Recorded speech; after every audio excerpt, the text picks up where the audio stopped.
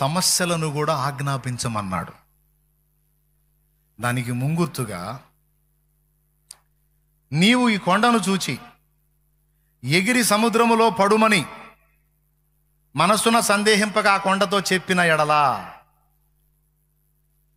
అది అలాగూ జరుగునని మీతో నిశ్చయముగా చెప్పుచున్నాను అన్నాడు మార్కు సువార్తలో. ఎక్కడ? 11వ అధ్యాయం 22వ వచనం. చూసుకోండి ఒకసారి. అందుకు యేసు వారితో ఇట్లనెను, మీరు దేవుని యందు విశ్వాసముంచుడి. ఎవడైనను ఈ కొండను చూచి నీవు ఎత్తబడి సముద్రములో పడవేయబడుమని చెప్పి తన మనస్సులో సందేహింపక తాను చెప్పినది జరుగునని నమ్మిన ఎడల. సముద్రములో పడవేయబడుమని ప్రార్థన చేసి అన్నాడా, చెప్పి అన్నాడా? చెప్పమన్నాడు కొండతో. కొండదే నువ్వు లేచి సముద్రంలో పడవేయబడు అని చెప్పమన్నాడు.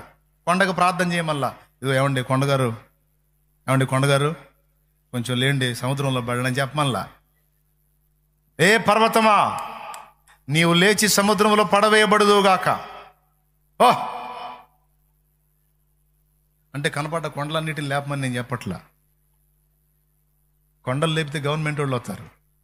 దేవునికి స్తోత్రం, హల్లెలూయా. నేను చెప్పేదండి, కొండలాగా నిన్ను అడ్డగించిన సమస్యలను ఆజ్ఞాపించమని దేవుడు మాట్లాడుతున్నాడు. అర్థమైందా?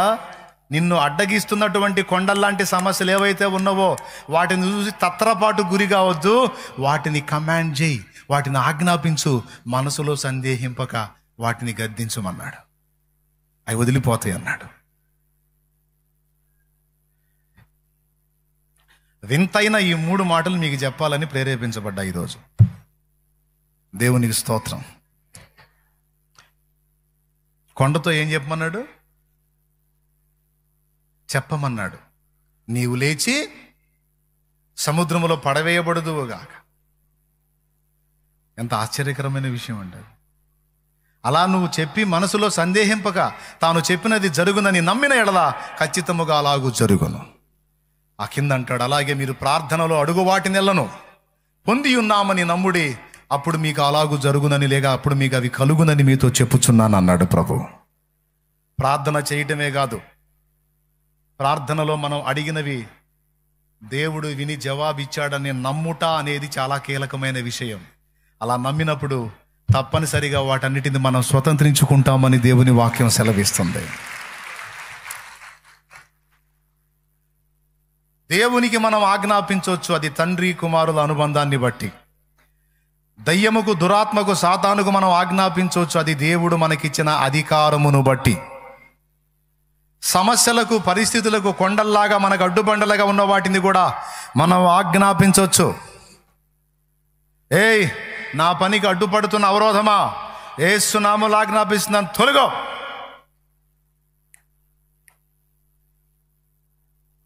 ఏ నా బిడ్డ కార్యాలకు అడ్డుపడుతున్న అవరోధమా, యేసు నామములో ఆజ్ఞాపిస్తా, తొలగో.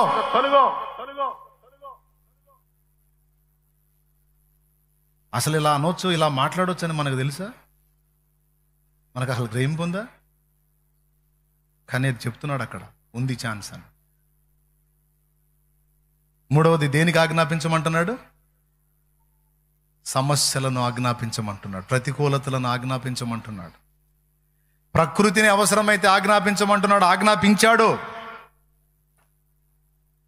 ఏలియా ఆజ్ఞాపించాడు, యేసయ్య ఆజ్ఞాపించాడు. గాలిని గద్దించి సముద్రమును నిమ్మళించమని ఆజ్ఞాపించినప్పుడు అది నిమ్మళించి ఊరకున్నట్లుంది.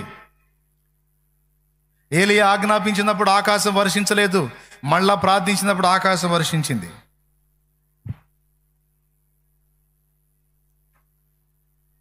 హల్లెలూయా. 3 సంగతులు ఆజ్ఞాపించటం నేర్చుకుందామని దేవుడు, పరిశుద్ధాత్మ దేవుడు బయలుపరుస్తున్నాడు. భయపడి వణిగిపోవటం, కృంగిపోవటం, కుమిలిపోవటం, దిగజారిపోవటం, విచారపడటం తీసేయండి. ఆజ్ఞాపించటం నేర్చుకోండర్రా అని మాట్లాడుతున్నాడు ఆయన. శాసించటం నేర్చుకోండి, గద్దించటం నేర్చుకోండి, కమాండ్ చేయటం నేర్చుకోండి పరిస్థితుల మీద. ఇంకేం కావాలి ఇప్పుడు చెప్పు? చిన్నదానికి పెద్దదానికి కుప్ప ముందు వేసుకొని కుయ్యో మొర్రో అని మొత్తుకోమని చెబుతున్నాడా? గద్దించటం నేర్చుకోమంటున్నాడు, శాసించటం నేర్చుకోమంటున్నాడు, కమాండ్ చేయటం నేర్చుకోమంటున్నాడు, అన్నీ ఆయన కాలి కింద ఉన్నాయని గ్రహించమంటున్నాడు. 3 సంగతులు చెప్పా. సోదరా, ఇక కంక్లూజన్కి వస్తా. Final finishing touch. సంతోషంగా స్తోత్రం చెప్పుకో. అమ్మో, ముదిరిపోయారు మీరు. దేవునికి స్తోత్రం. అయితే ముగించలే, ఇంక 2 మాటలు చెబుతాలి. ఇప్పుడు చెప్పండి స్తోత్రం. రైట్, మొత్తం అందరి మైండ్లు కరెక్ట్గా ఉన్నాయి. ఇప్పుడు దేవునికి ఆజ్ఞాపించాలన్నా, దురాత్మలకు ఆజ్ఞాపించాలన్నా, సమస్యలకు లోబడాలన్నా, సమస్యలు లోబడాలన్నా మనకి ఒకటి ఉండాలి. అదేమిటంటే దేవుని కుమారుడు, దేవుని కుమార్తె అనేటువంటి అర్హత మనకు ఉండాలి. అది లేకుండా మనం ఆజ్ఞాపిస్తే నడవదు. అయిపోయింది, ఫినిషింగ్ టచ్. అర్థమైందా? అది ఉండి మనం ఆజ్ఞాపించాలి. ఇప్పుడు దేవునికి కొడుకులం కూతుళ్ళం ఎప్పుడవుతాం? తనను ఎందరు అంగీకరించిరో అనగా తన నామమందు విశ్వాసం ఉంచిన వారందరికీ. యోహాను సువార్త 1వ అధ్యాయము 12వ వచనం. అయ్యా ఇక్కడ వినండి నాయనలారా, అందరూ వినండి. ఈ 3 ఆజ్ఞలు మనం ఆజ్ఞాపించినప్పుడు దేవుడు కదలాలన్నా, దయ్యాలు పారిపోవాలన్నా, సమస్యలు లోబడాలన్నా మనకు ఒకటి ఉండాలని చెప్పాను. అదేమిటంటే దేవుడు మనల్ని కుమారులుగా ఆమోదించాలి, కుమార్తెలుగా ఆమోదించాలి. అది ఎప్పుడు జరిగిద్దో తెలుసా? మనం మారు మనసు పొంది, పాప క్షమాపణ నిమిత్తం బాప్తిస్మం పొంది, ఆయన మార్గములో నిలిచినప్పుడు ఈ హక్కు, ఈ అర్హత మనకు లభించింది. నువ్వు మారు మనసు పొందకుండా, బాప్తిసం పొందకుండా దయ్యం దగ్గరకు పోయి ఓ యేసునామంలో అన్నావు అనుకో, లాగా ఒకటి బీకిద్ది కన్ఫామ్. ఎందుకో తెలుసా? ఆ యేసు ఎవరో నాకు తెలుసు, దేవుడు ఎవరో నాకు తెలుసు. అసలు నువ్వెవడిరా? అసలు నీకు ఆయనకి ఏం సంబంధం ఉండి నన్ను ఆజ్ఞాపిస్తున్నావు? ఏసునామో ఏసునామా? ఆ నామంలో ముందు నువ్వు రక్షించబడ్డావా? నువ్వు రక్షించబడ్డావా? అక్కడ హక్కు ఏమైనా ఉందా నీకు? అదే బాప్తిస్మం పొందినోడు అనుకో, ఇక దయ్యం ఆర్గ్యూ చేయదు. ఎందుకు? హక్కు. తండ్రి తనను అంగీకరించిన వారికి తన కుమారులు కుమార్తెలయ్యే హక్కు ఇచ్చేశాడు. చదువు. తన్ను ఎందరు అంగీకరించిరో వారికందరికీ అనగా తన నామమందు విశ్వాసముంచిన వారికి దేవుని పిల్లలగుటకు ఆయన అధికారం అనుగ్రహించెను. అది లెక్క. విశ్వాసం ఉంచిన వారికి అధికారం అంటే, అన్నయ్య నేను మారు మనసు పొందలా, బాప్తిసం పొందలేదు, కానీ అంతా పెవ్వేనన్నయ్య, అంతా పెవ్వే. విశ్వాసం ఉంచాను అన్నయ్య, బాప్తిసం పొందలేదు కానీ విశ్వాసం ఉంచా అంటే నీకు అధికారం రాదు. ఒట్టి విశ్వాసం కుదరదు. ఎందుకంటే మార్కు సువార్త 16:15-16 చూసుకో. మార్కు సువార్త 16వ అధ్యాయము 15వ వచనం 16వ వచనం. మరియు మీరు సర్వలోకమునకు వెళ్ళి సర్వ సృష్టికి సువార్తను ప్రకటించుడి. నమ్మి బాప్తిసం పొందినవాడు రక్షింపబడు. అది బాప్తిస్మం పొందినవాడు ఎవరయ్యా అంటే నమ్మినోడు. ఈ నమ్మి బాప్తిస్మం పొందినవాడికి అధికారం ఇవ్వబడింది. అదేదనగా నా నామమున దయ్యములను వెళ్ళగొట్టుదురు, క్రొత్త భాషలు మాట్లాడుదురు, పాములను ఎత్తిపట్టుకొందురు, రోగుల మీద చేతులుంచినప్పుడు స్వస్థత నొందెదరు, మరణకరమైనది ఏది త్రాగినను మీకే హానియు చేయదు. అది ఎప్పుడయ్యా అన్నయ్య బాప్తిసం పొందలేదు కానీ నమ్మాను అన్నయ్య అంటే ఐసా వైసా కహానీ బాత్ బోలేతో నై చల్తా భయ్యా. దేవునికి స్తోత్రం. హల్లెలూయా.